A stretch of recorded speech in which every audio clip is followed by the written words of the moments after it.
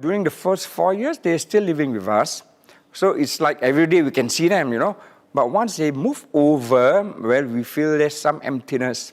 Don't even have him around at home, and then to know that he's so far away. I'm just dependent on technology. There's just Zoom and video call and WhatsApp and Telegram, yeah.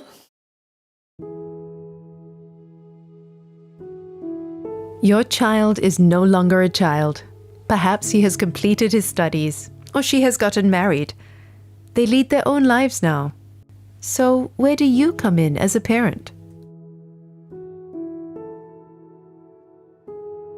Up till now, a big part of your life has been centered on raising your children. From infant to young adult, you may be used to prioritizing their needs and well-being. But now that they're adults, a gap opens. What do you do with this newfound time and space?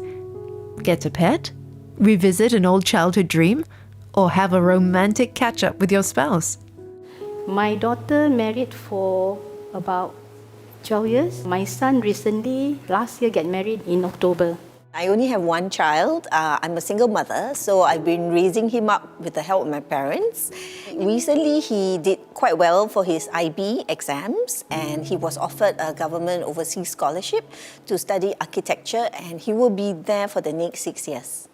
With grown-up children, some parents may experience the empty nest syndrome, a form of loneliness and loss that may arise when their kids leave home. Empty nest is a metaphorical term that refers to, as we know, when mama birds and papa birds are feeding their chicks, and then the last chick leaves the nest, and that's the kind of experience that we're looking at. When we're looking at our child or children moving out of our home, it's a dramatic change. It's a change where we're really not going to experience living with them or being with them in the same way as we have. Also during this time, there can be other things that are coming up for the parent. So for example, it can be a time where the mother, perhaps she's going through menopause, which will have a significant impact on her emotional, physical, and social well-being. Also for the father, it can be a time of changes in their work because of that time in their life. A major transition for me.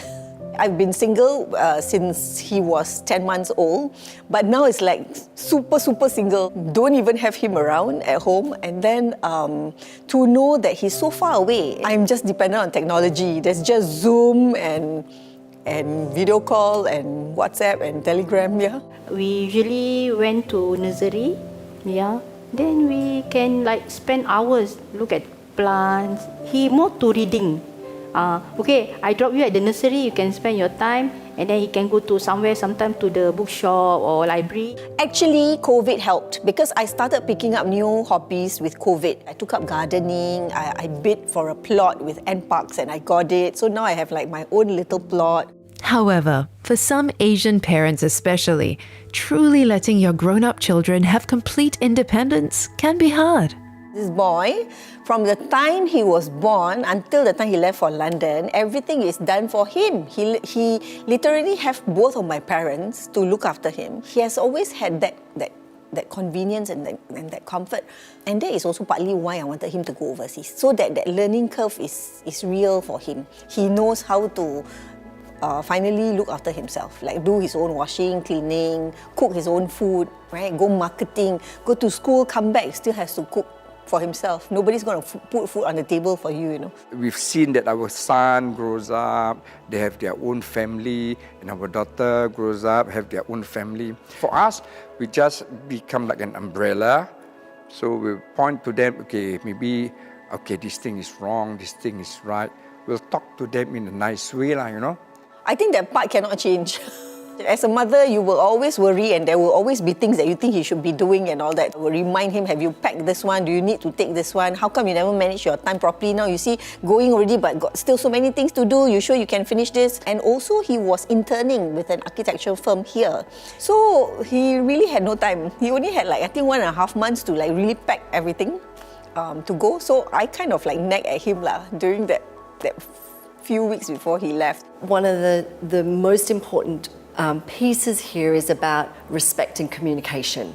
So when we're thinking about communication, it is being able to talk about some of the feelings that are going to be coming up for you as a parent, and also for the child, because actually the child recognizing that this time is going to be very difficult for their parent, and they may be very attuned and empathic toward their parent, and be able to help prepare their parent and understand, you know, like, I know this is a difficult time because you've taken such great care of me, and how can I help? What are the things that you need? But that also needs to come from the other side as well, from the parent to be able to respect that child's desire and need for their independence and autonomy, creating their new identity. Once we have a grandchild, our life is, a bit different, because after taking care of both of our kids, right? Then we thought, this is a bit, start from beginning. Having a small baby where we nurture them, we feed them, and the love to our grandchild is different, As grandparents, you are now alongside your children, helping them to bring up their own kids. Not only can you reclaim back some of the freedom you had before kids, you can also spend more quality time with your spouse without the busy parenting duties. Oh yes. We like to travel a lot. Now we slowly pick up. We go. First place, Batam. We miss all those spas, salon. We love food. We can travel from one end to another end if we know that the food is nice.